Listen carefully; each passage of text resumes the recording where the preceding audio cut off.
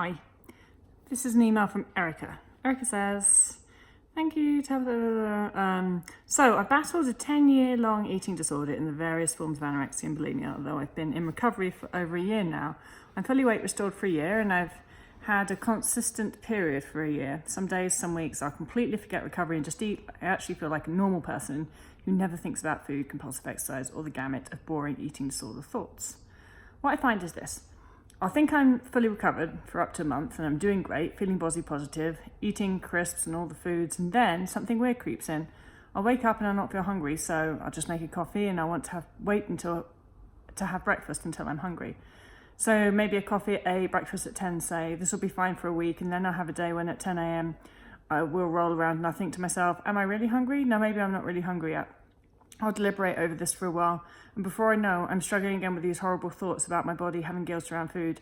I don't restrict, I will not work out or any of that, but these thoughts are pervasive and will take a week to overcome and get back on track to being at this point of what I thought was full recovery. So my question is this: how do I avoid this kind of near relapse situation, and will these thoughts ever go away completely? Erica?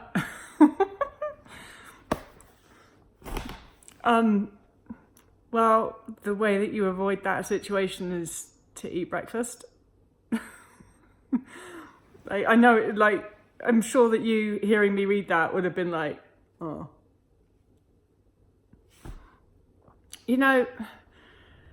So eating without restriction doesn't mean that if you're not hungry, you don't eat. It doesn't work like that. Eating without restriction means that you eat what you want, as much as you want, when you want it, and all that stuff. But there is still this common sense thing, or I think of it more of this is my responsibility of being a body occupant. Being the occupant of this body is my responsibility to make sure it gets enough fuel. And so if I'm not hungry, I will absolutely override that and eat anyway. I never don't eat meals, never. Doesn't even matter if I'm not hungry. I've been so stressed this last week or so. I think I told you guys a little bit about a week ago. I'm still really stressed. The situation's still not resolved. I have really high anxiety, and thank God weed is legal in the USA, because those little chill pills are the only way that I can sleep. Little tiny chill pills. They got tiny bit of THC. It sends me to sleep. I was nowhere to be sleeping at the moment if it wasn't for that. And my digestive system is all over the place. But it's amazing because it's like my body knows that my digestive system's all over the place, and so all I want to eat is really highly processed foods. So that's great.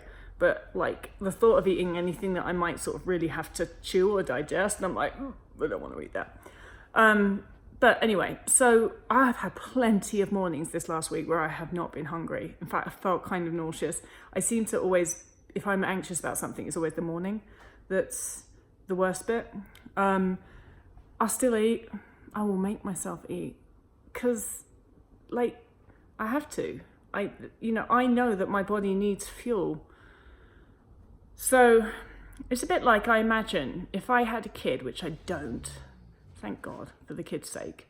If I had a kid, then if one day that kid was like, I'm not hungry, I'd still make it breakfast. I'd pretty much still kind of make it eat breakfast as well, I imagine. Or something at least, Because I think, I know, kid, that your body needs food, even if you're not hungry. And so, you got to eat breakfast, Erica.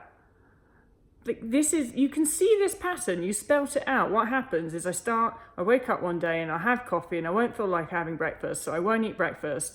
And then I'll start eating breakfast much later, and then, oh gosh, the eating disorder thoughts come back. The reason that your eating disorder thoughts come back is because that's how neural networks work. So neural network is like associations that your brain has, pathways between thoughts and behaviors and situations. And your brain associates the situation of not eating breakfast with restrictive thoughts and other behaviors. That's why all those restrictive thoughts and other behaviors start to begin to surface again, even though they've been squashed for a while and not activated for a while. They start to surface again when you start engaging in a behavior that your brain associates with that eating disorder neural network. So it's just very important that you don't skip meals, ever. And that's not a huge concession, really, is it? If you think about it, it's like, oh, I just always have to eat meals. Could be worse.